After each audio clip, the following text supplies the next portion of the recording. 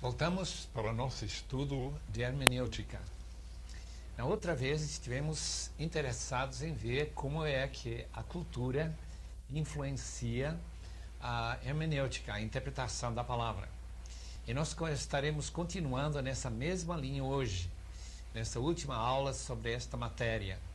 Nos interessa muito em perceber uma coisa, que tanto palavras como certas práticas e símbolos mudam de cultura para cultura. E como a Bíblia não foi escrita na cultura brasileira, nem alguma cultura africana, mas lá no Médio Oriente, e não foi escrito recentemente, há mais de 2000 anos atrás, uma boa parte, então isso nos leva a realmente levantar essa pergunta: qual é a influência que a cultura tem em interpretar as Escrituras? Uma coisa que nós queremos acrescentar àquilo que já falamos é que a comunicação, isto é, transmitir o significado que está na cabeça de alguém para a cabeça de uma outra pessoa, essa comunicação sempre tem que ser feita dentro de certos limites, certos parâmetros. Comunicação nunca é exata, é sempre aproximada. Ninguém pode falar e saber exatamente que seus ouvintes estão entendendo da mesma forma que ele falou. E uma das maneiras que nós tentamos corrigir esta falta é buscar o que nós chamamos feedback. Feedback quer dizer ouvir o próprio aluno explicar o que ele entendeu com aquela comunicação. Veja o caso de uma tribo na ilha de Sumatra, na Indonésia. Quando o missionário Ronaldo Rize, depois de começar a falar a língua e poder comunicar na língua daquele povo, ele começou a pregar o evangelho. Para sua surpresa, o povo aceitou o evangelho de mãos bem abertas. E não demorou que ele estava pedindo reforços para ter mais gente para pregar para todo mundo, porque todo mundo estava aceitando o evangelho. Passado alguns meses, perguntando realmente o que eles entenderam com essa pregação que ele fazia, chegou com esse feedback, essa explicação dos homens da tribo, o que ele estava entendendo. Ele descobriu que eles não estavam entendendo nada do evangelho. Todo aquele interesse em aceitar o evangelho, assim que o Ronaldo Rize entendeu, era simplesmente uma maneira de dizer para eles: nós queremos que vocês tenham. E eles tiveram que começar tudo de novo e tentar explicar o evangelho de uma forma, de uma hermenêutica condizente com o pensamento dentro daquela tribo. Veja o caso de Atos 14, quando os licaônios queriam fazer um sacrifício em favor de Barnabé e de Saulo. Lembrem-se o fato de que aquele sacrifício seria um sacrifício de queimar um touro, justamente em reconhecimento, em fato que eles eram deuses. E durante um tempo, nem Barnabé nem Saulo entenderam o que estava acontecendo, mas logo que eles entenderam, eles mandaram parar. E não demorou muito para eles serem apedrejados. Nunca esquecem o fato de que comunicação muitas vezes é errada. E uma pessoa pode estar pensando uma coisa e quem está comunicando está pensando outra coisa. Hermenêutica está sempre pensando que a pessoa que está dizendo ou que a palavra de Deus está falando. Foi um indiano que disse para um missionário uma vez, agradecendo por ter trazido palavras duras. Por que ele estava tão contente em ter palavras duras? Porque ele descobriu que havia maldições na palavra de Deus, e como ele usava essas palavras duras para seus despachos, então ele ficou contente que o missionário estava trazendo essas palavras. Está vendo como é, às vezes, exatamente contrário de nossa intenção, quando nós falamos alguma coisa e a comunicação não tem retorno, não tem explicação de fato que o ouvinte entendeu com a palavra. Tem coisas muito estranhas acontecendo nesse mundo justamente por esta falta de comunicação e a dificuldade na interpretação daquilo que está sendo falado por um estrangeiro ou uma pessoa que vem de uma outra cultura, como aquele africano que ficou muito admirado quando ele contava, depois de voltar para a América, passou ali alguns dias, lá na casa de alguém, e dizer que lá tem uma caixa branca grande, alto assim, e tem uma coisa muito estranha. Eles vão esquentando as comidas, as coisas que eles comem, depois de esfriar, eles colocam dentro dessa caixa e logo eles jogam fora. Naturalmente, quem fez isso estava pensando completamente diferente do que aquele africano. E assim é a comunicação. Hermenêutica é buscar a comunicação de Deus, que está na sua santa palavra, e entendê-la de uma forma correta e sadia. Falta de compreensão só se pode vencer através de uma reexpressão. Explique de novo. Use outras palavras. Faz com que eu entenda. Só que com a palavra de Deus não dá para pedir que Jesus, os apóstolos, Moisés, usem outras palavras. Quando nós encontramos, por exemplo, o caso de Jesus conversando de noite com Nicodemos, nós percebemos que Jesus queria que Nicodemos nascesse de novo. Só que Nicodemos, não entendendo o que significava essa frase, pergunta como é possível nascer de novo se a gente já nasceu. Isso é uma possibilidade, ele já está velho, não pode voltar para o ventre da mãe e nascer de novo. Só que a palavra nascer de novo, também é uma palavra que significa do alto. Então, João, e especialmente Jesus, queria comunicar com essa palavra anothen em grego, no Novo Testamento grego, que se traduz em nossas Bíblias com a palavra de novo. Significa também do alto, e no próprio capítulo 3 vai encontrar essa palavra de novo, do alto. O que Nicodemos precisa entender é que esse nascer de novo é realmente nascer do alto, isto é, do poder do Espírito Santo. Essa transformação que o Espírito Santo traz para a vida. Quando nós estamos comunicando, há certos limites na comunicação que nós podemos chamar de limites estreitos. Por exemplo, o fato que Deus existe, que Jesus é o único mediador, que o homem é pecador e assim por diante. São chamados limites estreitos.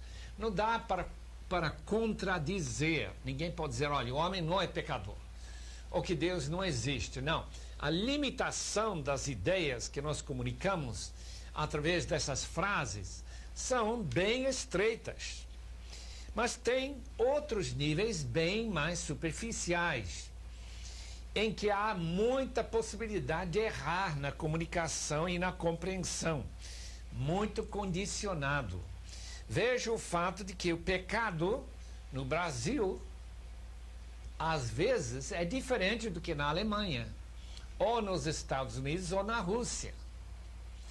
Qual seria a sua surpresa de chegar na Alemanha, numa cidade como Munique, cidade da cerveja, encontrar homens dedicados a Deus, que são crentes fiéis em Cristo, que estão bebendo cerveja. Enquanto eles, chegando aqui no Brasil, com certeza achariam alguma dificuldade com o brasileiro que vai para a praia, onde as mulheres de vestido de tango parece que estão quase nuas. E eles acham que isso é muito mais sério do que beber cerveja. Onde a cultura admite certas práticas, obviamente, não é pecado para o crente que participa disso. Quando vem uma outra cultura e vai mexendo com essa pergunta, será que isso agrada a Deus? Aí levanta-se justamente esta pergunta, se a nossa interpretação está certa, é correta. Isso se chama um nível bastante superficial. Realmente a cultura se reflete claramente na interpretação da palavra de Deus. Eu coloquei aqui algumas sugestões para nós meditarmos, para ver se entendemos de fato quanto é que a cultura influencia nossa compreensão das Escrituras. quando há grande concordância, áreas de grande concordância, não se discute quase nada. Os hebreus, os israelitas, entenderam que Deus existia. Moisés não vai gastar nenhuma linha para tentar provar que Deus existe. Por quê? Porque nós concordamos que ele existe. Então, na área em que concordamos, não é necessário comunicação. É só chegar a entender que a palavra Deus, ou a palavra Theos em grego, ou a palavra Elohim em hebraico, significa mais ou menos a mesma coisa. Significa o Deus único, Criador dos céus e da terra. E nós não precisamos de ter muita explicação para podermos entender o que está sendo comunicado com esse termo.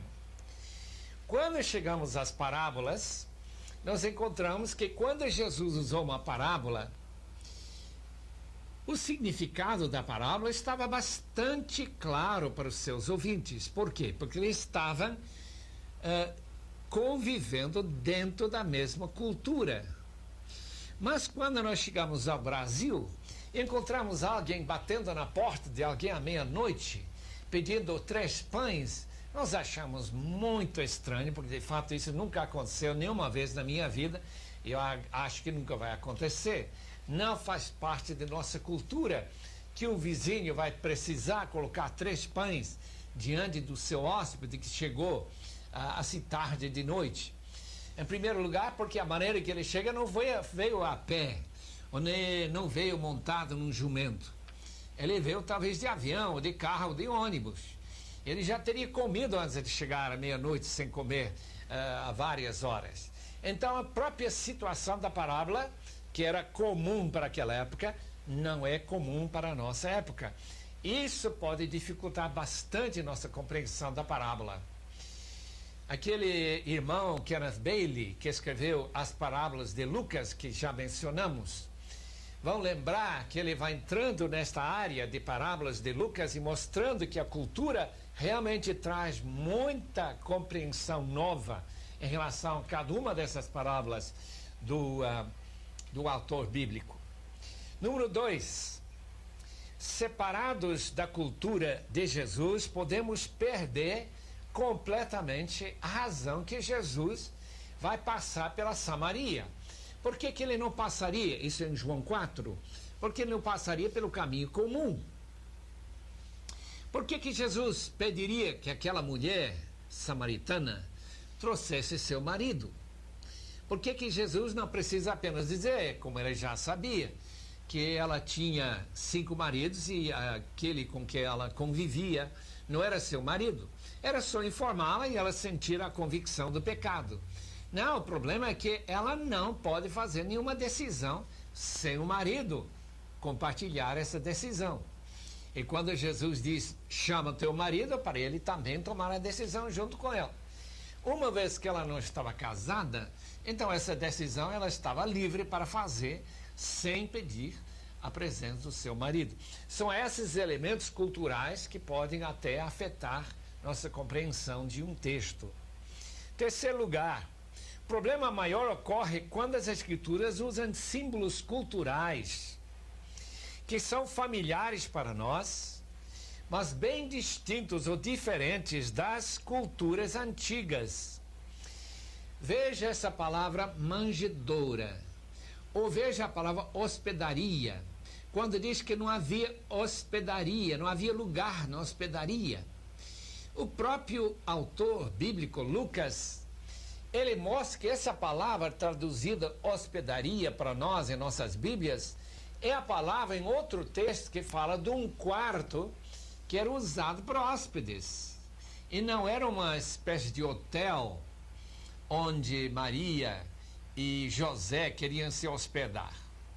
Então, quando nós lemos essa palavra hospedaria, nós pensamos numa pensão, num pequeno hotel, mas não é necessariamente assim, não. É uma casa comum, em que os animais estão dentro da casa e a manjedoura está no nível mais superior e os animais no nível mais baixo. Aí tem a proteção, tem o calor dos animais naquelas noites frias do inverno, e tudo ocorre lá naquela sala grande, mas tem outro quarto onde não havia espaço para Jesus e Maria, porque já estava ocupado. Então a gente percebe justamente a situação, uma vez que se entende um pouco sobre a cultura.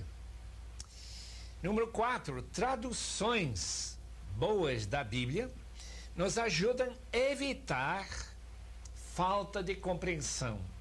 Nós já mencionamos a Nova Versão Internacional. A razão que essa versão é importante é que ela está nos relembrando de certos fatores que nossas traduções mais comuns, por exemplo, a Vida Nova, que é atualizada ou a corrigida, não dá para entender da maneira certa. A tradução ao pé da letra, às vezes, pode dar uma ideia errada. Veja a nossa maneira de usar a palavra igreja. Eu vou para a igreja. No Novo Testamento, a palavra igreja não significa de maneira alguma um prédio. Não havia nenhum prédio que se chamava igreja. A igreja é apenas um grupo de pessoas que estão se comprometendo para serem fiéis uns aos outros, batizados em Cristo, pertencentes ao corpo de Cristo, que reúnem em qualquer lugar, como as igrejas subterrâneas da China. Não tem prédio, reúnem-se em casas. Nós encontramos isso através do Novo Testamento todo. O significado natural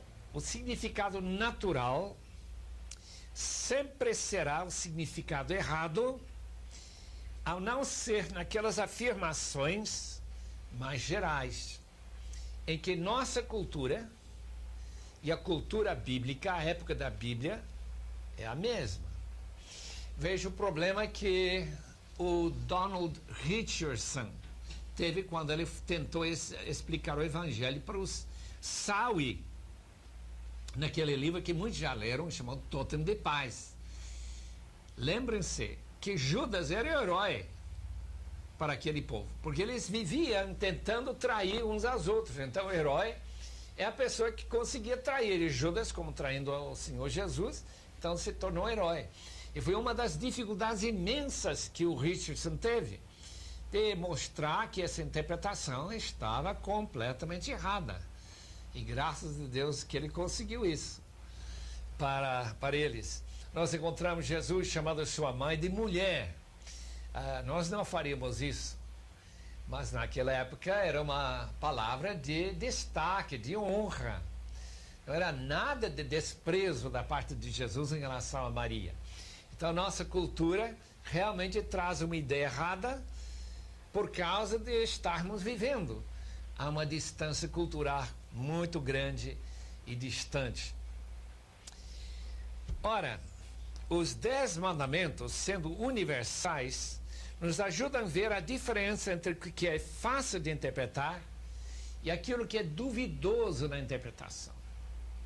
O que nós queremos agora, com a ajuda do professor Kraft, o Ralph Kraft, do seminário de Fuller, tentar explicar as diferenças de aquilo que é abstrato e aquilo que é bem concreto na prática.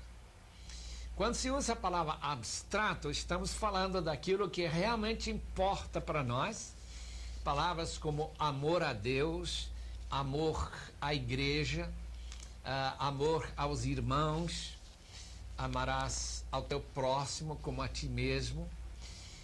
Justamente aquelas áreas que dizem respeito ao fundo da vida espiritual da gente. Não estamos tratando agora, a não ser tentar mostrar a distinção entre práticas bem externas, práticas que não têm muito a ver em nossa cultura com a verdadeira espiritualidade. É justamente esta distinção que tem sido muito problemática em nossa vida. E nós precisamos pensar muito a sério sobre esses temas, como a doutora Lois McKinney, quando ela foi para o interior do Brasil, lá no Nordeste, Floriano, Piauí, ela ensinando no Instituto Bíblico, queria, nas palavras dela, que meus alunos reconheçam que ser cristão é mais do que observar regras e leis externas.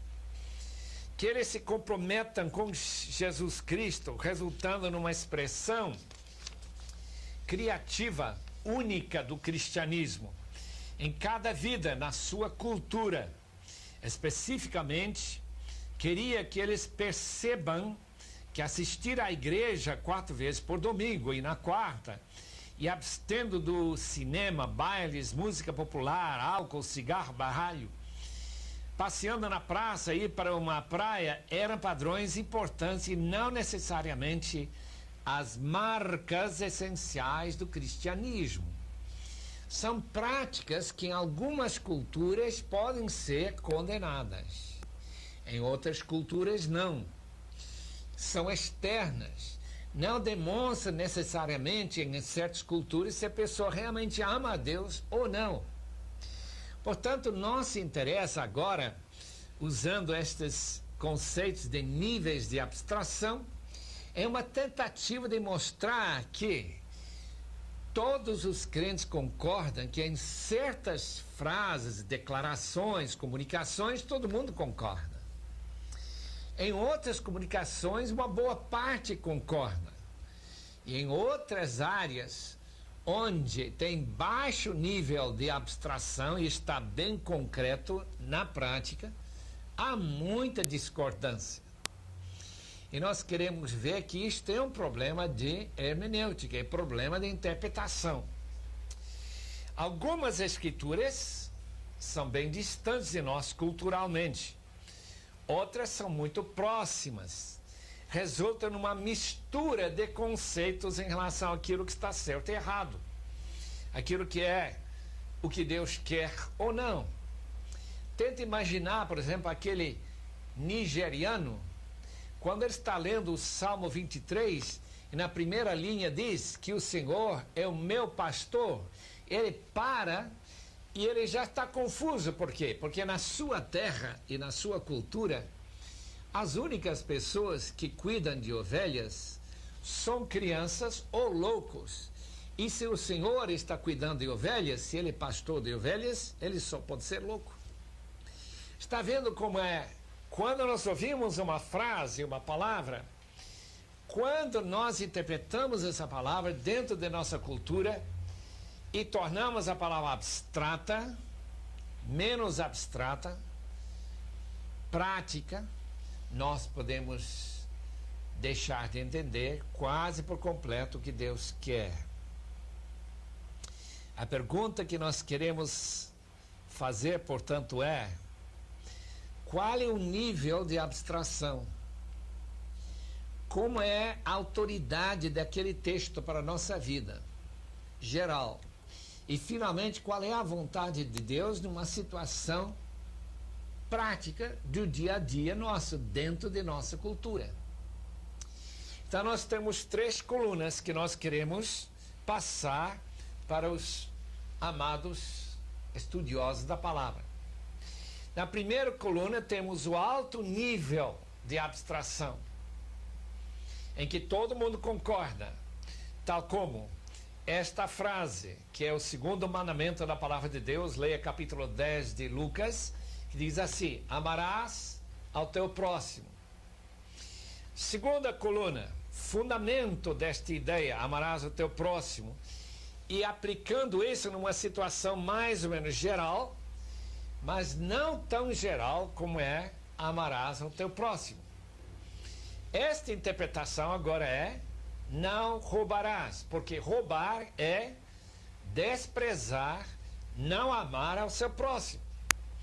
Agora, quando se prega e se ensina o que significa amar ao seu próximo, chegamos ao nível mais baixo da interpretação. Significa uma coisa: numa cultura, não pegue o jumento do seu próximo, do seu vizinho, sem pedir permissão. Em outra cultura não tem problema nenhum, porque em certas culturas o jumento pertence ao mundo inteiro. Todos os animais pertencem a todos os membros dessa comunidade. Mas quando nós encontramos que em certas coisas que não é possível roubar, nós sabemos que nessa cultura já tem essa delimitação. Amarás ao teu próximo está incluído no 10º mandamento, não cobiçarás. Esse é o fundamento. Amarás ao próximo e cobiçar não dá para juntar. Um é alto nível de abstração, não cobiçarás é de médio nível de abstração. Não cobiçar a casa do outro significa exatamente agora aplicado dentro da nossa situação. Eu não vou cobiçar ou desejar a casa ou carro do meu vizinho. Por quê? Porque tudo faz parte desse mandamento principal, segundo mandamento, amarás ao teu próximo como a ti mesmo. E cobiça é criar atrito, pelo menos lá na mente e na cabeça, com o seu próximo. E começar a sentir inveja ou ciúmes dele. A terceira possibilidade, dentro desse amarás ao teu próximo, no nível médio, é não tratar com parcialidade. Não tratar alguém por ter uma cor de pele um pouco mais oscura do que a minha pele, então eu trato discriminando contra ele. Tiago é muito claro que quando ele diz que não devemos mostrar parcialidade nenhuma, é que nós estamos num nível mais baixo do que amarás o teu próximo, que significa amar a todas as raças, a todos os gentios, judeus e o mundo inteiro. Mas tratar todo mundo com respeito na nossa cultura é tratar a pessoa como o Senhor, se eu não conheço o indivíduo, e não como você ou qualquer outra maneira que se aplica dentro de nossa cultura. Em outra cultura pode-se usar a palavra você. Eu lembro quando eu morava em Portugal, nós tínhamos que ter muito cuidado e nunca usar a palavra você para pessoas que não eram muito chegados, muito amigos. Nunca usar a palavra tu, a não ser que seja familiares ou pessoas com quem a gente está conversando constantemente. No Brasil, sentimos um pouco mais liberdade. E tudo faz parte da aplicação e interpretação daquela frase, amarás ao teu próximo. Agora vamos passar para uma outra frase, o primeiro mandamento, amarás o Senhor teu Deus de todo teu coração. A autoridade e fundamento desse mandamento é não adorar um outro Deus. Por quê? Porque amar a Deus não pode condizer com este nível de adorar um outro Deus. Agora, passar na frente de uma igreja católica e fazer o sinal da cruz pode ser a aplicação disto, de amarás o Senhor teu Deus e não adorar outro Deus, de uma forma muito mais prática, num nível de abstração bem baixinho, segundo o Dr. Ralph Kraft. Tentar salvar a todos. Por que nós queremos tentar salvar os outros e testemunhar de Cristo? Essa já é a coluna do meio, que vai explicando o significado amar a Deus de todo o coração. Se eu amo a Deus de todo o coração, eu vou querer que os outros venham amar o mesmo Senhor, porque desta forma ele se torna mais exaltado, mais reconhecido, e nós sempre queremos exaltar e honrar as pessoas que nós amamos. Agora, Paulo explica que para ganhar o judeu, ele vai viver como judeu. Amar a Deus de todo o coração para poder salvar a todos, viver como judeu ou como gentil e tirar qualquer tropeço na vida, por exemplo, comer carne de porco no meio dos judeus, para Paulo seria uma afronta, seria criar um obstáculo para o judeu chegar a conhecer a Cristo.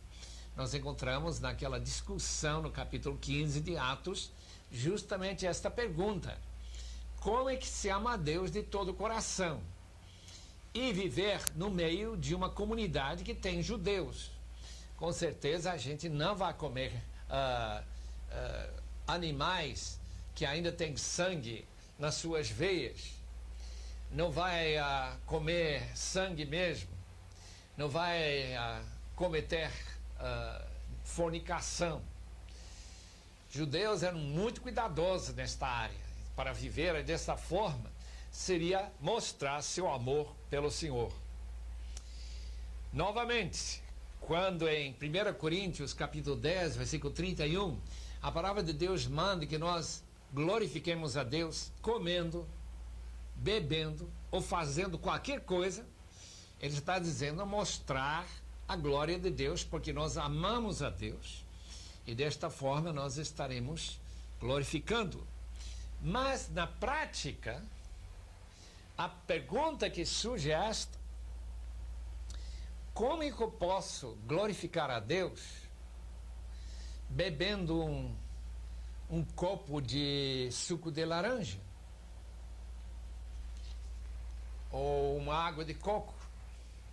Já que o texto diz bebendo ou comendo, glorificar a Deus.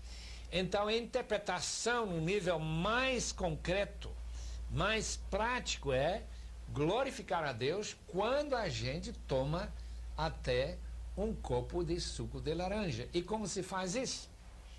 Dando graças a Deus, obviamente. A própria ideia de curvar a cabeça, fechar os olhos, dar graças a Deus quando nós comemos é uma maneira de glorificar a Deus, que é uma demonstração de um nível muito abstrato, amar a Deus de todo o coração. Mais um caso, mais uma ilustração. 1 Coríntios 14:40 manda que a gente faça tudo no culto decente e ordeiramente. Dentro deste quadro, na sinagoga, na igreja primitiva, era necessário que as mulheres não criem problema com seus maridos, levantando perguntas para aqueles maridos que traziam uma palavra de revelação, uma palavra de conhecimento, uma profecia. E as mulheres levantando uma questão sobre isso poderiam desonrar seus maridos, e isso para Paulo seria uma falta de ordem no culto. Eu creio que não tem muita coisa a ver com uma senhora ficar na frente da igreja e dar algum estudo bíblico ou explicar algum texto. Nós teríamos que ter muito cuidado nesta área, já que Paulo, em 1 Timóteo, fala claramente sobre a proibição das mulheres tomar autoridade. 1 Coríntios 11 também, e reconhecer em submissão aos seus maridos seu amor pelo Senhor e também a decência e ordem dentro do culto cristão. Até certo ponto, nós sabemos que a cultura afeta essa interpretação de uma forma importante. Assim, nos 10 mandamentos esboçados por Jesus, tanto em Deuteronômio como no Sermão do Monte, ou pelas palavras de Paulo em Gálatas 5, 22 e 23, e muitas outras afirmações das Escrituras, parecem mais próximas à vontade de Deus para a conduta humana. O nível de abstração é alto e extrai da sua aplicação específica das culturas originais em que foram pronunciadas. Veja essa pergunta sobre guardar o sábado. Essa pergunta que faz parte dos 10 mandamentos. Mas quando nós encontramos os judeus da época de Jesus condenando os discípulos por estarem tirando as cascas das sementes dos grãos de trigo e comendo, que era uma coisa praticada naquela cultura, e dizendo que isso era trabalho, Jesus diz não, Jesus é o Senhor do sábado, eu autorizo que eles façam isto. E nós descobrimos a mesma coisa quando Jesus diz que ele purificou todos os alimentos, de maneira que nós comemos carne de porco sem nenhuma dúvida que estamos dentro dos parâmetros da vontade de Deus, não estamos com nenhum problema pensando que aqui estamos desobedecendo a vontade de Deus. Aquelas partes das Escrituras, assim diz Dr. William Smalley, aquelas partes das Escrituras que nos dão avaliações das motivações humanas, que motiva o homem, atitudes e personalidades, nos dão a mais profunda percepção para aquilo que é a vontade de Deus. Para conhecer a vontade de Deus, temos que olhar além do superfície para notar o mais possível sobre o que Deus quer de nós. Os exemplos da maneira que a vontade de Deus foi praticada no passado e em outras culturas é de muita importância para nós. Nos mostra como Deus deseja que nós mesmos usemos criatividade para perceber em nossa cultura, de fato, o que Deus quer. Passamos agora para discutir algo sobre interpretação e aplicação. Como que um texto aplica-se numa situação e não em outra situação? A aplicação começa, diz Dr. Glenn Johnson, que era da Faculdade Batista de Brasília, hoje está na Outra América, escrevendo em 1990, a aplicação começa quando alguém pode responder a seguinte pergunta sobre o texto: que é que Deus quer? Fazer a vontade de Deus é o alvo da nossa vida, esse é o grande objetivo da nossa vida aqui na Terra. Que é que Deus quer?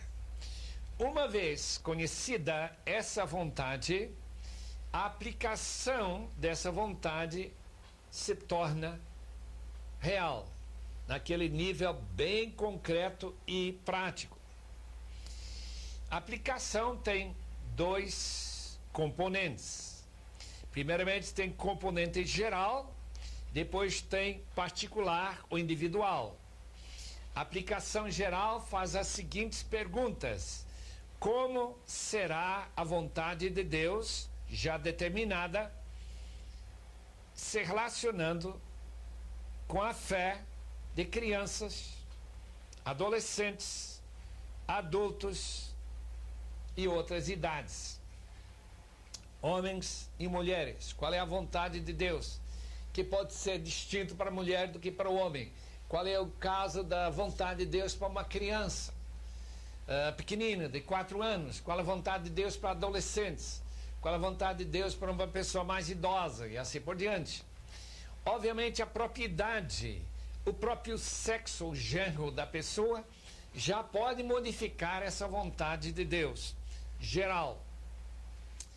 A segunda tarefa, uma vez que nós já vimos a relevância daquele mandamento em relação a essas diferentes categorias da humanidade, a segunda tarefa é aplicar a vontade de Deus a cada pessoa individualmente. Deus quer mudar alguma prática específica. A pessoa, por exemplo, está dormindo muito e tem pouco tempo para orar. É uma pessoa que está ligando a televisão, que não deve ter nem televisão em casa, porque algumas pessoas acham contrário à vontade de Deus ter televisão na sua casa, outras pessoas não têm. E tudo isso é o que nós chamamos a aplicação da vontade de Deus, particularmente para cada um. Supondo que queira mudar e cooperar com Deus, como se dá para mudar? Qual é a mudança que Deus quer? Isto nós chamamos de aplicação individual. Nós sabemos que a vontade de Deus para as pessoas que têm dom de evangelismo gastar mais tempo evangelizando do que as pessoas que têm dom de ensino, que têm que estudar a palavra, que têm que gastar tempo procurando informação numa concordância como esta aqui, pegando uma certa palavra e vendo todos os textos onde essa palavra aparece. concordância fiel do Novo Testamento, de grego para português, para saber que palavras tem no original. Pessoas que vão ler as notas de rodapé da Bíblia Vida Nova e vai procurar. Está vendo que a vontade de Deus para o indivíduo pode ser distinto. A vontade de Deus para uma mãe com uma criança recém-nascida não é para ficar fora da casa evangelizando o dia todo e abandonar o marido e a criancinha de menos de 5 meses, 2 meses, deixar a criança chorando, amarrado lá na cama. Está vendo que a vontade de Deus é para evangelizar, mas quando se começa a concretizar essa vontade, pode haver distinções individuais. Este é o ponto que o Dr. Glenn Johnson quer que nós entendamos. Agora vamos lá para algumas considerações. Todo texto bíblico necessita de interpretação.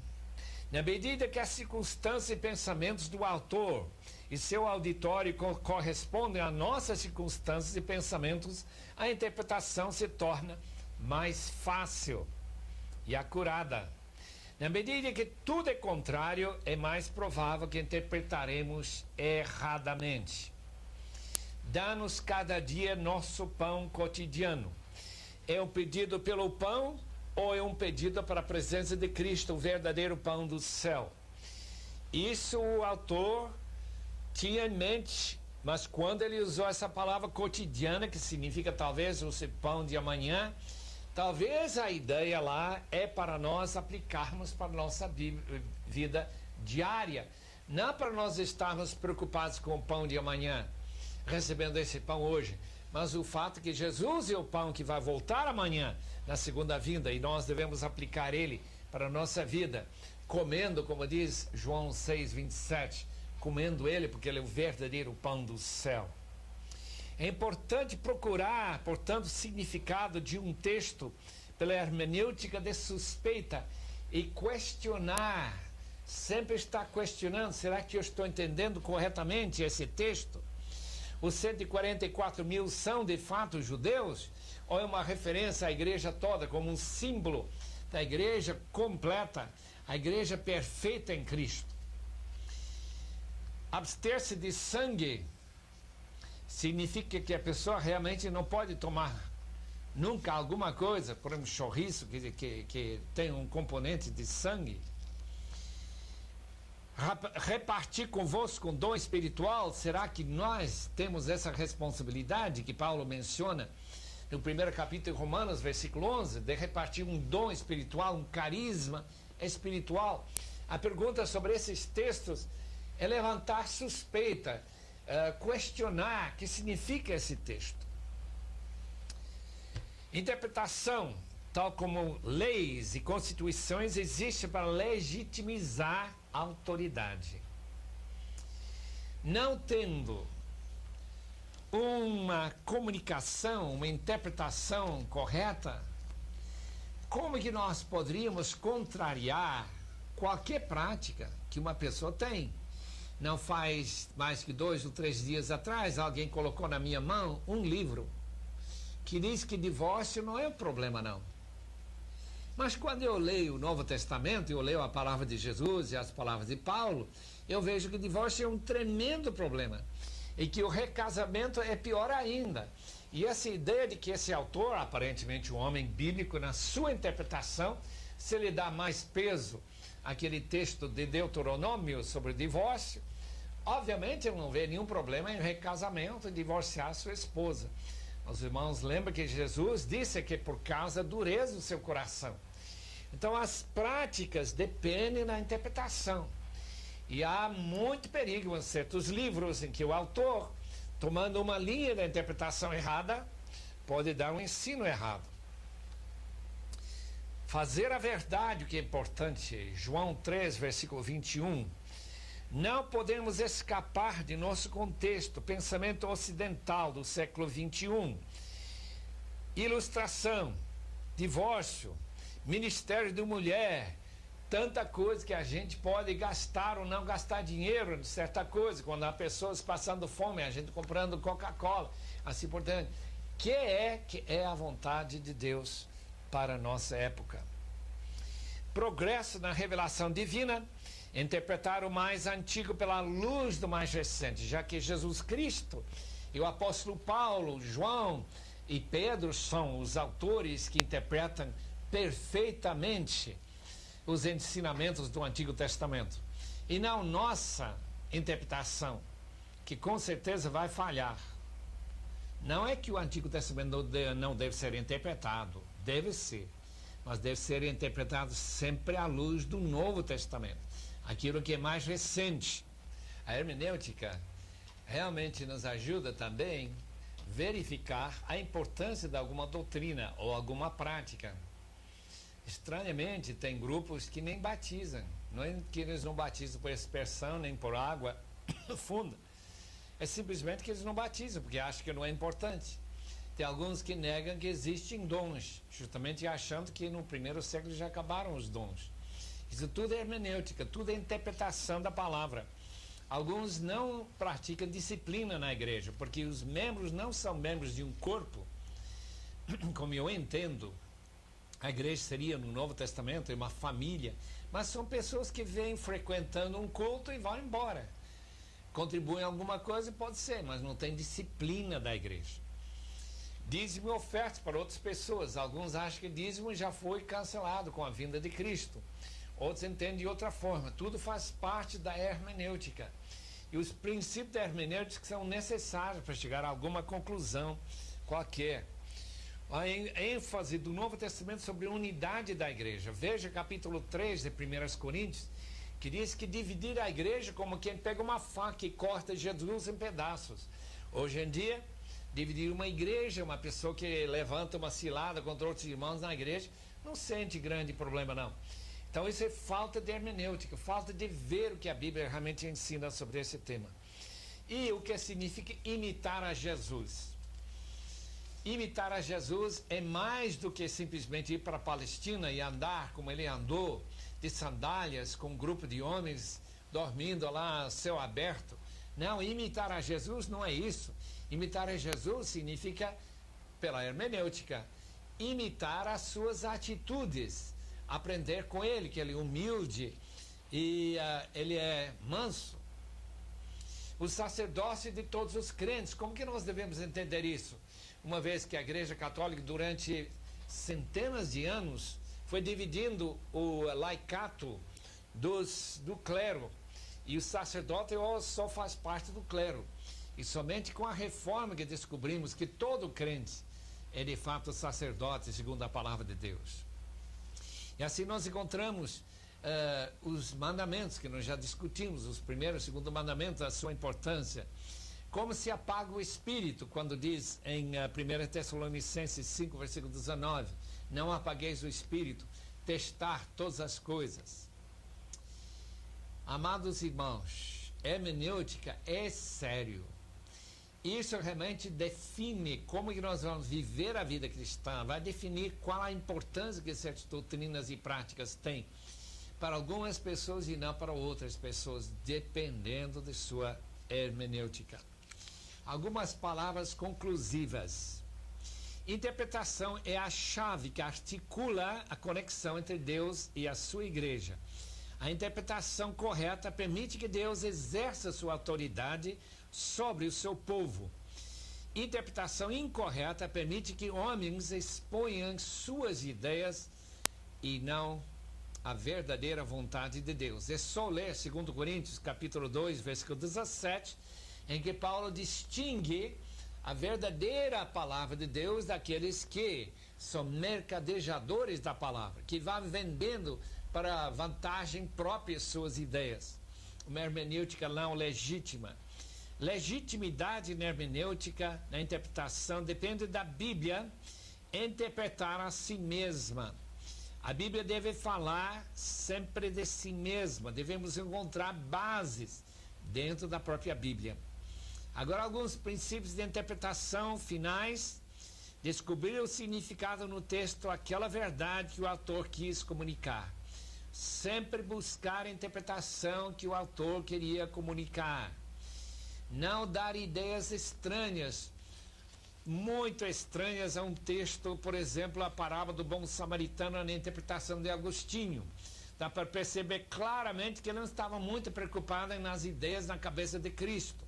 Ele diz o seguinte: um certo homem desceu de Jerusalém a Jericó. Adão mesmo é o significado. Jerusalém, a cidade celestial da paz, de cuja bênção Adão caiu.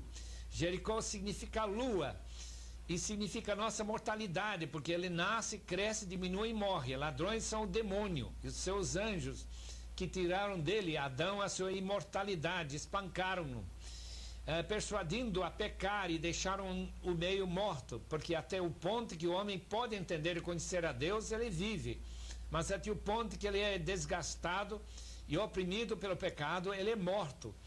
Ele é, portanto, chamado de meio morto. E assim por diante. Isso se chama alegorização. Quando nós acrescentamos uma ideia que não podia ter estado na cabeça do autor, podemos ter certeza que estamos errando na interpretação. A Bíblia é a literatura nacional de um povo, como uma coleção de documentos cristãos no seu auge. Há citações individuais erradas, Salmo 14, por exemplo, Salmo 53, e opiniões oferecidas pelos amigos de Jó que têm de ser compreendidos dentro do contexto da própria Bíblia, e não falados como se fosse isso mesmo que Deus quer. A Bíblia é infalível, isto é, quando entendemos corretamente o que o autor quis dizer, podemos confiar e devemos seguir o que a Bíblia diz. A unidade da Bíblia é o quarto ponto. Não podemos admitir que haja contradições na palavra. Quando entendemos o que Gênesis nos informa, não podemos interpretar o que o resto da Bíblia nos diz em conflito com aquilo que Gênesis ensina. Há harmonia em toda a Bíblia. O Antigo Testamento sem o Novo Testamento é um livro judaico. Não podemos invocar o ensino do Antigo Testamento sozinho. O Novo Testamento é a chave da interpretação do Antigo Testamento. Toda a fé e prática do Antigo Testamento se restringe à vida nacional de Israel. Muito do conteúdo do Antigo Testamento é cumprido na vida de Jesus. Ser evangélico, na prática, equivale a inserir-se numa determinada tradição definida evangélica. Quando nós tentamos entender a palavra de Deus, devemos entender que há uma diferença entre entender as palavras. A exegese, um bom dicionário pode nos dar uma compreensão muito boa das palavras, mas isso não significa que nós teríamos uma boa compreensão da palavra com P maiúscula, isto é a palavra de Deus. Então a interpretação é uma tentativa de buscar não apenas regras de interpretação, porque sempre vamos falhar nessa aplicação das regras, mas é um fundamento ou uma teoria de compreensão.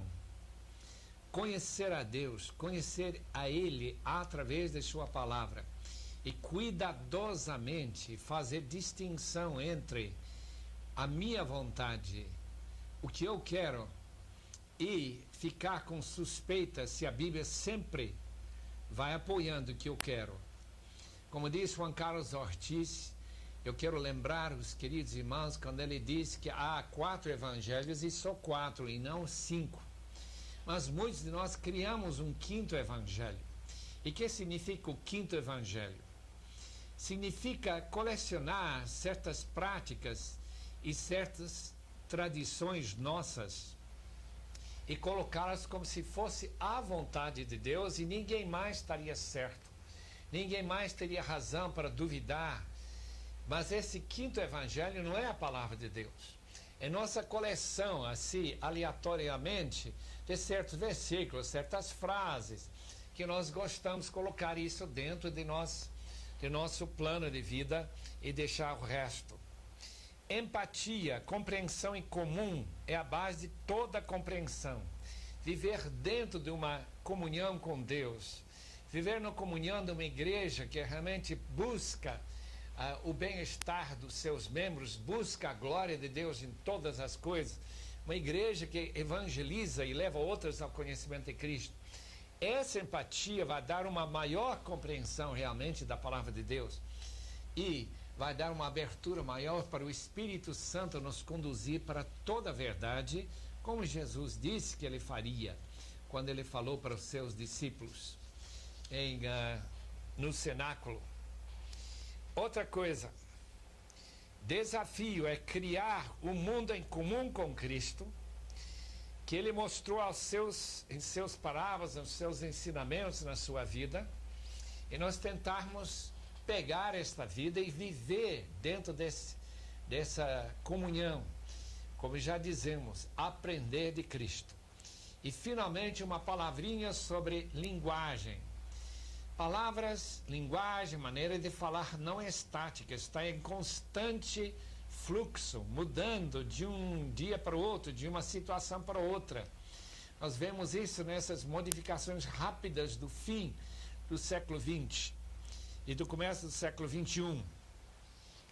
Nós somos chamados para estar sempre a par de como nós devemos entender e traduzir dentro dessas modificações. Como é que Deus quer que nós vivamos? Já que existe um povo chamado cristão que nem anda de carro, nem de avião, achando que isso seria contrário à vontade de Deus, que seria mundano. Nós temos que entender que essa possibilidade, questionar essa possibilidade e vivermos sempre nessa comunhão com nosso Senhor e Salvador e sempre buscando novas compreensões mais profundas deste grande texto bíblico sagrado. Que Deus os abençoe. Nós recomendamos então concordância para buscar as palavras e como essas palavras são usadas dentro do próprio Novo Testamento. Isso é uma concordância do grego do Novo Testamento. E como essas palavras são traduzidas diferentemente, ou no próprio grego ou no português. Tem os 2 volumes lá na editora Fiel. A Vida Nova já foi recomendada para os irmãos buscarem alguma ajuda nas notas de rodapé e também naqueles auxílio daqueles assuntos que aparecem, mais de 4.000 assuntos para a sua própria busca. E que Deus os abençoe muito nessa leitura da palavra e na compreensão da hermenêutica.